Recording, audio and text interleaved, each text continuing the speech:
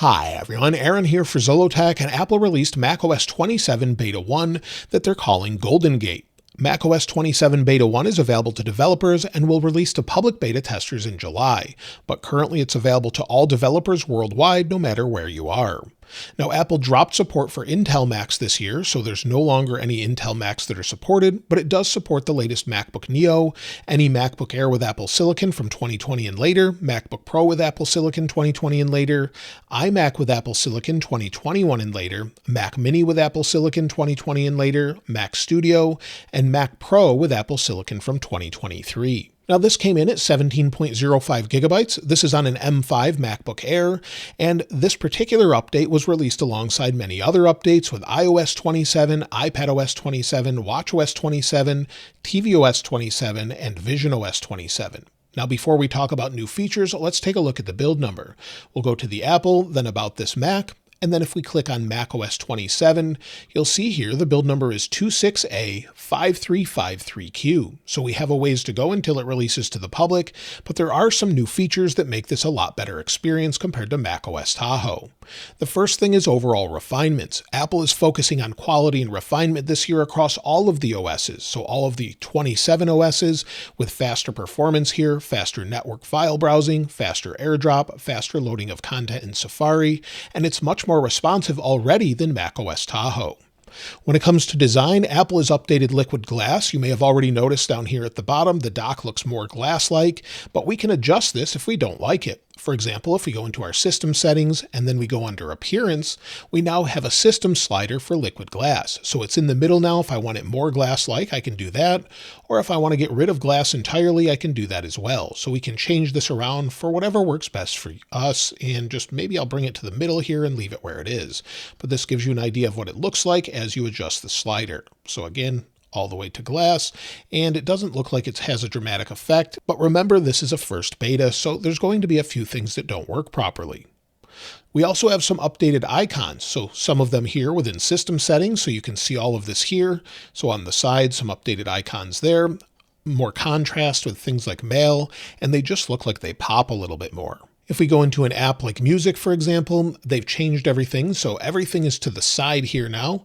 So we've got our library and Apple Music. We've got menus at the top, and all of the menus are on the left-hand side. So the same is true if we go into the App Store. Again, there's consistency throughout. They've updated this, and it just looks a little bit more refined throughout the OS.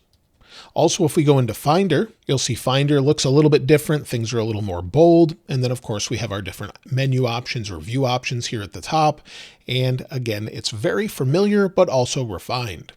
They've also made consistency across the actual corner radius of apps. So you'll see here this corner radius as we go around the corner. Of course, the cursor works properly. Again, if we open up Music, it should have the exact same corner radius.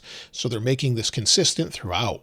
Also, if we close these out, and if maybe something's working in the background, it will let you know here that it's working in the background. So depending on what it is, of course, you'll see nothing's running right now, but it will give you more information just like it does here where it says Craft from Mac Studio that's running in the background there. Another update has to do with the top bar here. Now on this display, you're not going to see it, but because we have a bunch of different applications running here at the top, such as iStat Menu, you can actually hide these now on a MacBook. So there's an actual arrow here where you can hide this. And also in addition to this, if maybe you're plugged into something such as an Ethernet cable, it will now show you that you're plugged into Ethernet here at the top with networking. So just like we have Wi-Fi already, if you have it plugged in, you'll get more information. Now we get some app updates as well. If we go into weather, for example, it's been a little bit redesigned. Similar to what we have on iOS 27, you'll see precipitation here. We can change it back to what we had before, and then we can also see wind conditions. So it's just a little bit more information showing when it thinks it will rain and giving more details as well as highlights here also. We also have an update to Freeform. So if we go into Freeform here, you'll see the icon has been updated. If we go in here, we'll click Continue. We now have a dark mode. So it says do more with tables. So now within Freeform, we have a dark mode and we can switch that in system settings. So let's go back to appearance and we'll switch over to dark mode. So give it a moment and you'll see Freeform is now in dark mode. Again, they've updated some of the menus here at the top, and we also have the option to draw. So we didn't have this on the Mac before, but we can draw the words out here, maybe hello. You can do that with your trackpad or mouse. And of course, you have the same tools that you do on your iPad. So it's just a little bit of an update specifically for Freeform. Another update we have carries across to many different apps throughout the OS. For example, if we go to this one, maybe we'll go to Apple, and if we pull down, it will now refresh. You can use this in multiple apps such as Safari, Mail, News, and Podcasts. One of the biggest updates this year is to Siri. It's now called Siri AI, and you will have to sort of join a wait list within the betas, but once you're accepted, you can then start using it. Now, it's only available in English to start, and it's not available in the EU or China yet. Now, it's been rebuilt from the ground up, it's much smarter, and also it looks a little bit different. We have our Siri icon in the upper right here. If I click it, you'll see what it looks like here. And what Mac am I using currently? And I didn't ask that, but sometimes it should get a little bit smarter. So again, you'll see it's still buggy. This is an early beta, keep that in mind. And if we click on it, let's try this. What Mac am I using right now? It says looking into it, and this is what the new Siri looks like. And it says you can find your Mac model by clicking the Apple menu in the top left corner. So it's telling us how. It's referencing support.apple.com, but for many different things, it just knows the answer, similar to what you would get with other intelligent assistants. You can use natural language, so maybe if we hit Command space, it opens up just like we had before, but we now can access this directly in Spotlight. So we could say, when did the MacBook Air M5 release? And you've got options for show results, or let's just ask Siri and let's see what it says. So it says looking into it, and it says it was introduced in 2020. Now, again, this is incorrect. So hopefully it gets a little bit better. It's supposed to be much smarter, but again, it's not all the way there just yet.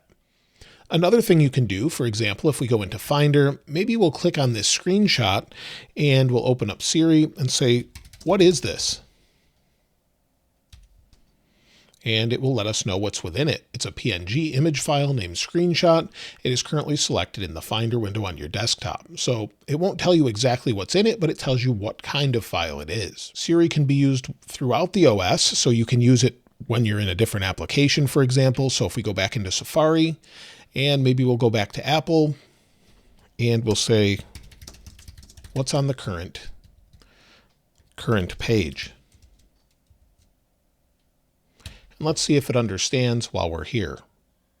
So the current page is the Apple homepage. So again, it's supposed to be more intelligent. It is getting better. It's still in beta. Keep that in mind. Visual intelligence will also understand what's on screen, just like I showed you, so you could see specific options and select those. Now, like I mentioned, Spotlight Search has been redone again. So if we go into Spotlight Search, we can then sort of hover over and get our information, but it's not as straightforward as we had before. So I've got this little apps icon here. I really wish they wouldn't have gotten rid of the Launchpad. So you can go through your apps like normal, and you'll see they're still loading like that. But again, it's one of those things where I wish they would just bring back the option we had before. So click on that, and we're back to Search or Ask. You, of course, could just type an app here and it would understand that right away.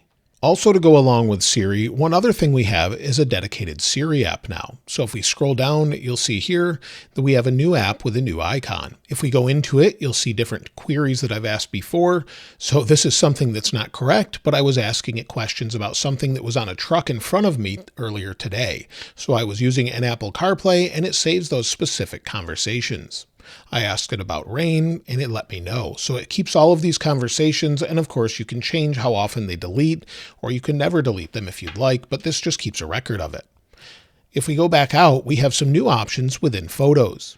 Now within Photos, this is a photo I took of the iPhone 17e for a thumbnail. If we go to Edit, then we go to Tools, we have two additional options now. We have Extend and Reframe.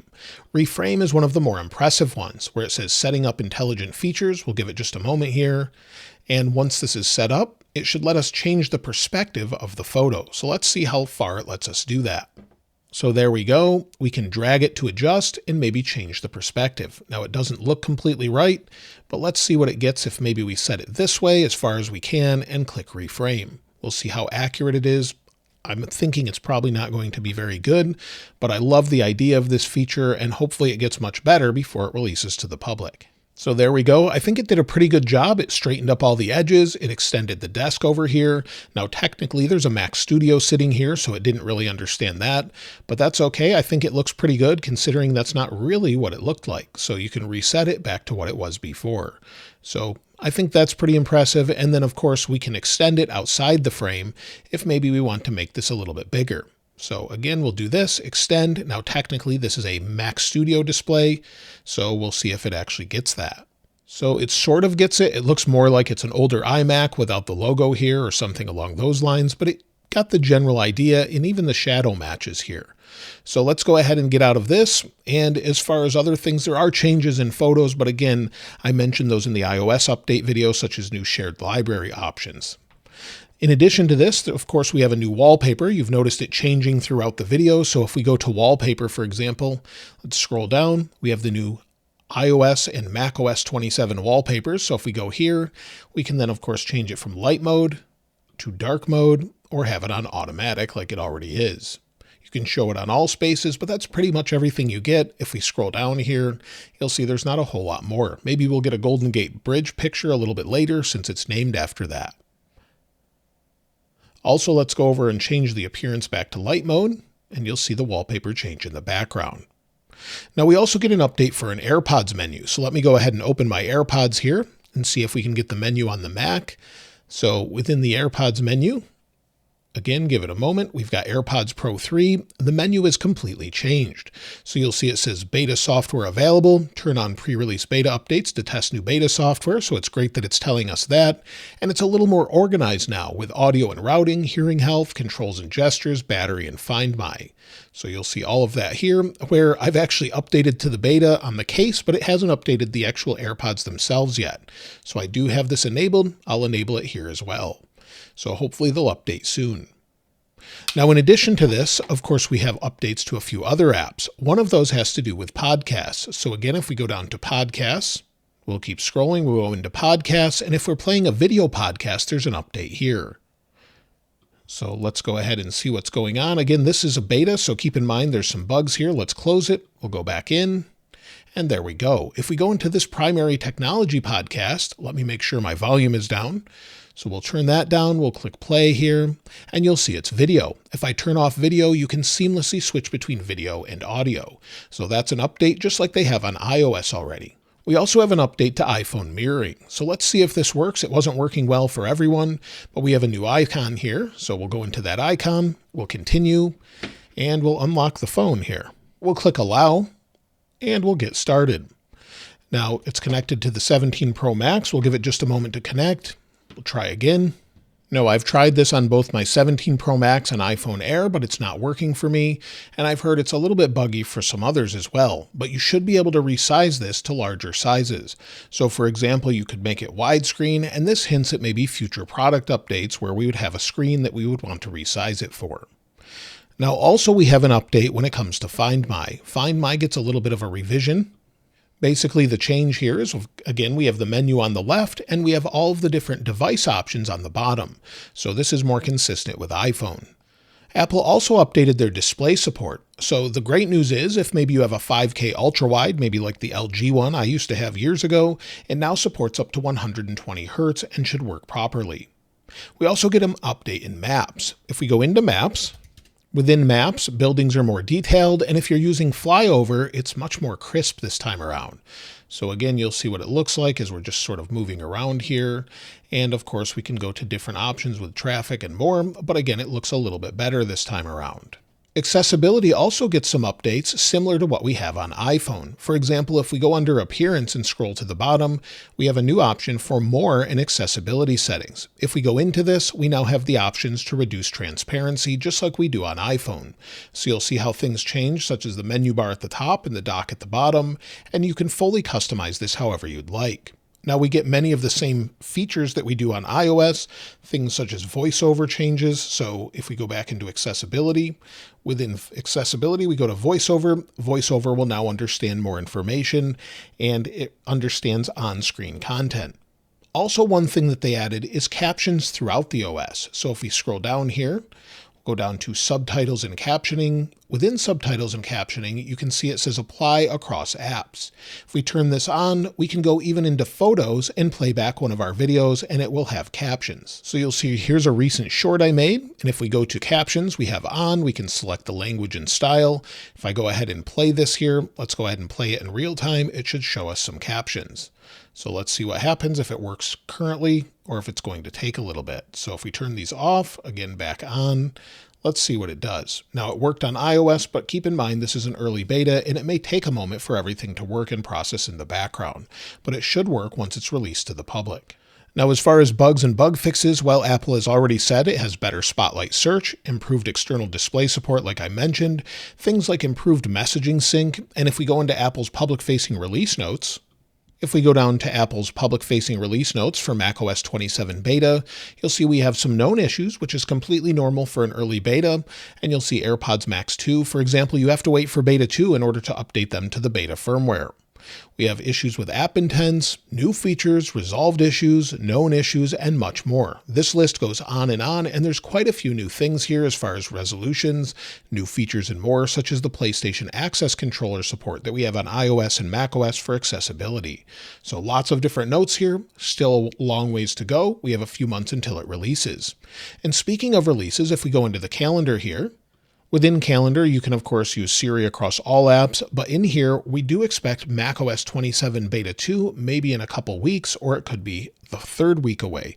We don't know 100%, but typically we'll get a Beta 2, then maybe a Beta 2.5, and then we'll have a public beta come out sometime in July. So maybe early July or maybe the second week of July. Apple will typically let us know as we get closer to that, but that's what we can expect there. Of course, we'll have macOS 26 and macOS 27 betas throughout the summer, with a public release typically in mid-September around the launch of the iPhone 18. Now, when it comes to overall performance has been okay. It's been a little bit laggy here and there, but it's probably indexing in the background and sort of getting everything ready there. I haven't used it extensively. I haven't used it as my main production machine, but it seems very fast as far as opening apps. Things open quickly, menus respond as you would expect, and as far as battery life, honestly, I haven't used it enough to see how it is, but for an early beta, it's not draining it all the way down in a couple hours at least. And again, this is a newer Mac, so we're at 100% battery capacity. So if you're wondering if you should install macOS 27 Beta 1, I would say hold off until the public beta at the very least. However, if you've got a production machine, probably wait until the second update is out after it releases to the public. I typically never recommend a production Mac update to a beta, so if you have an extra, maybe old one sitting around that's Apple Silicon, then try it out. Otherwise, again, I wouldn't put it on a production machine. So that's everything so far in macOS 27. There's some nice updates here, and it's more of a refinement year. Let me know what you think of it in the comments below, and of course I'll link this wallpaper in the description like I normally do. If you haven't subscribed already though, please subscribe, and if you enjoyed the video, please give it a like. As always, thanks for watching. This is Aaron. I'll see you next time.